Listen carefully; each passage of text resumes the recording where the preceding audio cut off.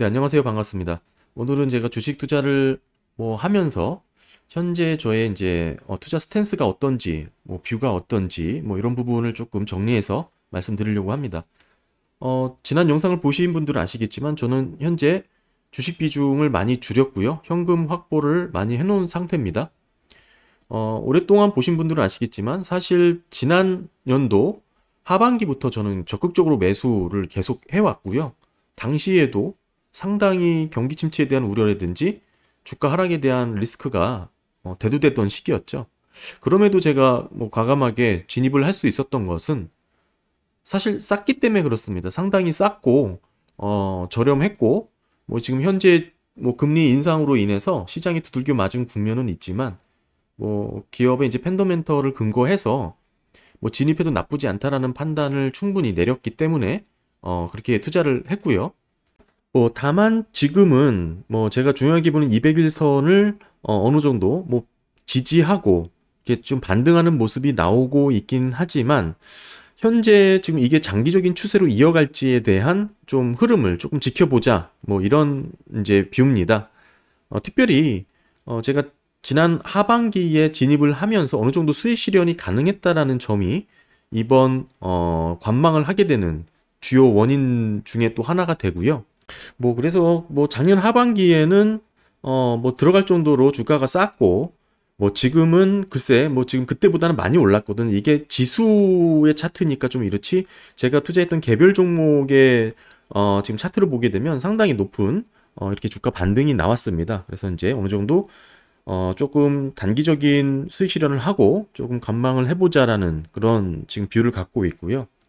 다만 오늘 좀 말씀드리고 싶은 거는 많은 분들이 지금 이 리스크 대응을 위해서 이 하이힐드 스프레이드 차트를 많이 좀 보시는 것 같은데, 보시면 하이힐드 스프레이드 차트가 글쎄 지금 이렇게 스프레드가 많이 움직이지 않았다, 이걸로 앞으로 위협이라든지 리스크 요인이 상당히 낮다라고 이렇게 좀 많이 보시는 것 같더라고요.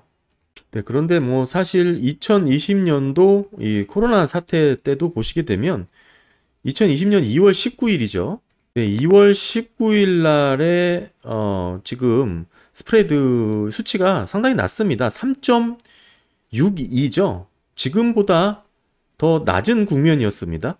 낮은 국면에 주가가 먼저 뚝 떨어졌다는 것을 이제 좀 기억을 하셔야 될 것 같고, 또 하나는 2018년이죠. 2018년 이 하락 국면을 보시게 되면 2018년 10월이죠. 10월 3일입니다.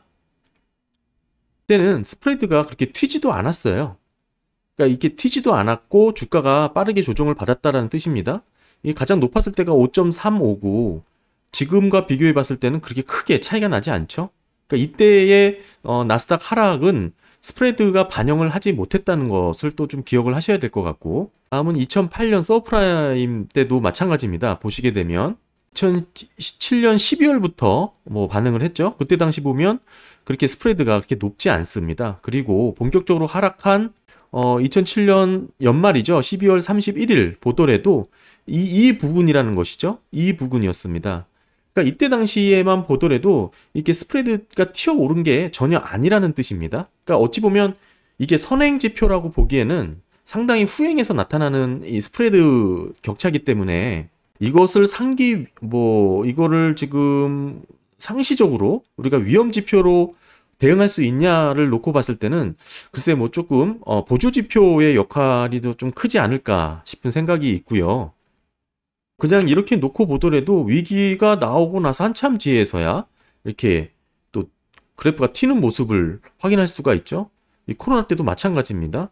위기가 지나가서 거의 막바지 부분에 스프레드가 튀는 것을 확인할 수가 있죠. 보시면 이게 가장 높았을 때가 3월 24일이고요. 가장 바닥이었을 때가 3월 24일입니다.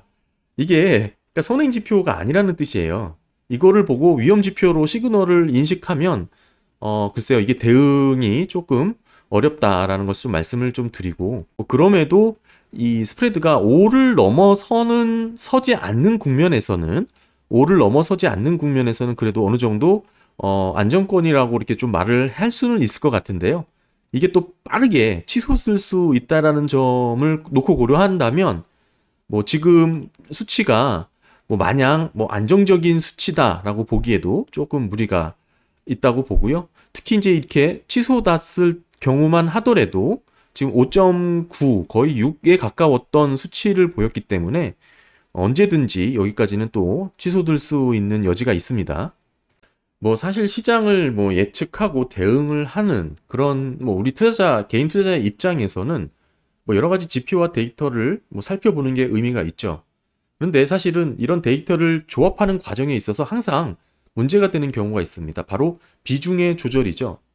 자기가 어떤 데이터를 갖고 어떤 판단을 내리기까지의 근거가 되는 다양한 자료들이 있습니다. 근데 이런 자료들을 가만히 놓고 보면 긍정적인 부분과 부정적인 자료들이 서로 이렇게 얽혀 있는데요. 이게 이제 서로 가가감을 하면서 이제 더하기 마이너스를 하는 거죠. 그래서 최종 판단에 이르게 되는 잣대가 되는 겁니다.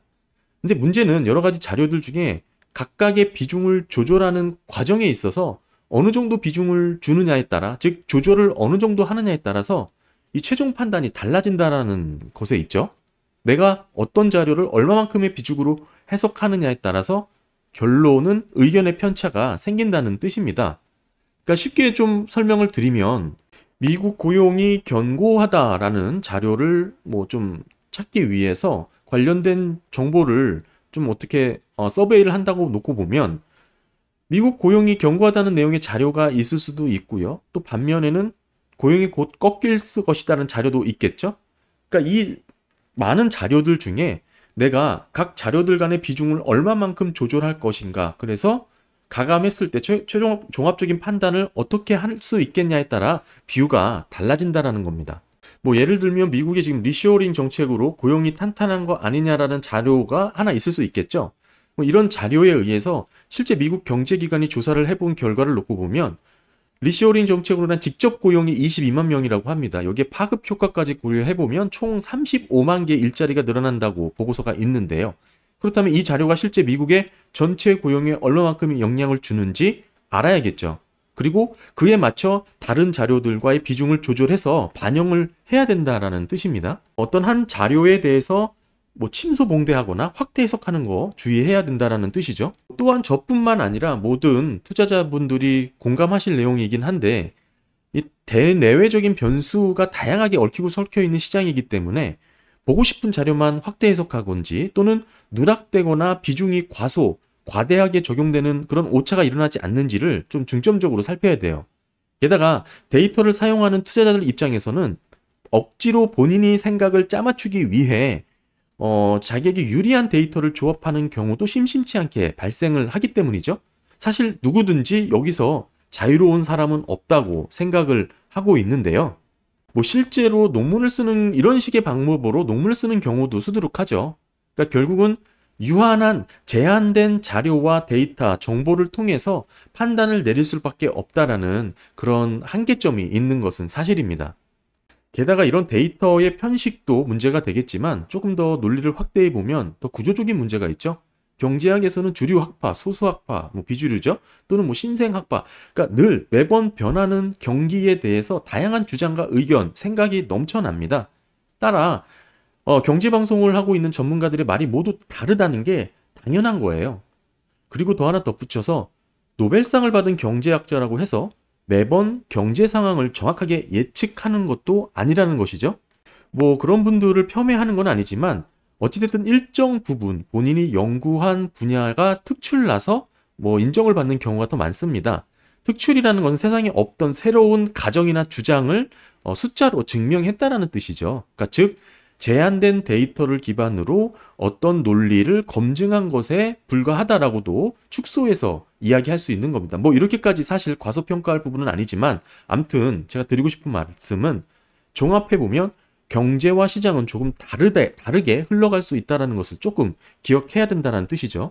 뭐 이렇게 똑똑하신 경제학자분들이 많은데 뭐 이분들이 모두 투자를 잘 할까요? 그렇지 않죠. 시장은 빠르게 변하고 시장이란 특징은 다양한 투자 심리가 모여 있다는 뜻입니다. 그렇게 모인 생각들이 가격을 형성하고 또 그렇게 형성된 가격은 또 빠르게 변하죠. 어제 오늘 다르고 심지어 1시간 전후가 다릅니다. 여기서 우리가 주의해야 될 점은 누군가 경제 전망을 잘 했다고 잘 들어맞았다고 해서 지속적으로 맞을 확률이 높겠다라고 평가하면 안 된다는 뜻이죠. 뭐 예를 들면 누구나 잘 아는 대형 은행, 언론, 정부가 부인했지만 세계 경제의 몰락을 예측하면서 유명해진 빅쇼트의 주인공 있죠? 마이클 버리. 지금 와서는 고장난 시계 아니냐는 비아냥을 받기도 합니다. 이 뜻은 적어도 하루에 2번은 맞는다는 말이죠. 그러니까 최근 유명세를 떨치는 경제학자들의 주장이나 계속해서 틀리기만 하는 어떤 애널리스트의 주장도 각자 나름의 입장을 해석하는 이유와 근거는 모두 충분하다고 말씀드릴 수가 있고요. 더불어서 이 자본주의의 역학관계를 밝히려고 고민을 좀 하다 보면 결국 다다르는 곳은 인간과 인간 사이의 관계라든지 심리 영역에 다다르게 된다는 것을 좀 지적하고 싶습니다. 그러니까 주식 가격이 오르면 사람들이 흔히 호황이 왔다고 좋아할 수 있지만 사실 주식 가격은 특히 개별 종목은 자금을 많이 가진 어떤 세력들에 의해서 상대적으로 조작이 얼마든지 가능할 수 있습니다. 하지만 제가 요즘 관심을 갖고 있는 채권 시장은 그게 불가능하죠. 그래서 시장이 혼란스럽고 이해가 잘 안 되는 상황일 때는 관망을 하고 조금 멀리서 지켜보는 게 필요하다라는 입장을 좀 더 다시 한번 말씀드리고요. 이제 기본적인 정책 수단, 기준금리 결정, 인상을 통해 지금의 상황이 이뤄졌는데요. 사실 기준금리의 인상과 결정은 실물 경제에 영향을 미치기 위함입니다. 금융자산이 아니죠. 즉, 연준이 기준금리를 정한다고 해서 시장금리가 바로 움직이는 게 아니고요. 굉장히 단계적이고 다양한 메커니즘을 통해 시장금리가 움직이게 되는데 이 메커니즘을 이해하는 과정에서 꼭 필요한 게 채권 시장입니다. 그리고 이 채권 시장을 통해서 비로소 주식시장, 즉 금융시장이 이렇게 움직이는 경향이 있는데요. 그러니까 어제 영상에선 제가 이제 금융시장, 위험자산이죠. 이 시장과 채권시장, 안전시장과의 왜곡된 부분을 좀 많이 담아서 영상을 준비했습니다. 뭐 사실 채권과 주식은 성격이 조금 다르죠. 체급도 다르고요. 태생도 다릅니다. 지금 뭐 장하게 말씀드렸지만 사실 지금 제가 주장하고 싶은 거는 저는 지금 주식 투자에 대한 리스크를 조금 높게 보고 있고 리스크라기보다는 뭐라 그럴까요? 조금 관망이 필요한 시기 같다라는 생각을 계속 하고 있는 거고요. 그에 비해서 뭐 여러 가지 채권 투자 같은 경우에는 하방으로 흐를 가능성도 높죠. 금리 인상이 또 오래되거나 지속적으로 유지될 가능성도 있지만 그것에 비해서는 진입하기에는 나쁘지 않다라고 정도 보시면 좋을 것 같습니다. 주식시장 제가 작년 하반기부터 계속 진입을 했던 뭐 그런 논리랑 지금 비슷하다고 보실 수가 있고요. 조금 더 쉽게 말씀드리면 지금 채권과 주식시장이 혼란스러운 상황이 이어지고 있는데 곧 채권은 빠르게 안정될 것이다. 그리고 주식은 생각보다 조금 크게 조정을 받을 수도 있겠다라는 생각을 갖고 있는 겁니다. 이 과정에서 채권이 먼저 반응을 할 수 있으니 뭐 조금씩 진입을 하면서 대응을 하는 게 낫겠다라는 생각을 여전히 유지하고 있고요. 뭐 개인적으로는 채권으로 어느 정도 수익을 올린 다음에 주식시장의 조정을 받게 되면 뭐 그때는 주식시장이 그만큼 매력도가 높아졌기 때문에 주식으로 갈아탈 수 있는 그런 투자 포인트도 잡을 수 있을 것 같고요. 뭐 언제나처럼 관건이 중요한 것은 언제 진입하냐 이거겠죠. 하지만 지금 상황에서는 뭐 그 시점을 특정하기는 상당히 어렵고 말씀드릴 수 있는 건 항상 시장을 예의주시하고 잘 살피고 있다라는 것을 좀 말씀드리고 싶습니다. 오늘 뭐 좀 장황하게 말씀을 드린 것 같지만 사실 지금 주식시장, 뭐 주식 투자를 하는 뭐 개인 투자자의 입장에서 현재 시장을 어떻게 보는지 뷰를 함께 공유하는 것도 의미가 있다고 생각을 해서 준비했습니다.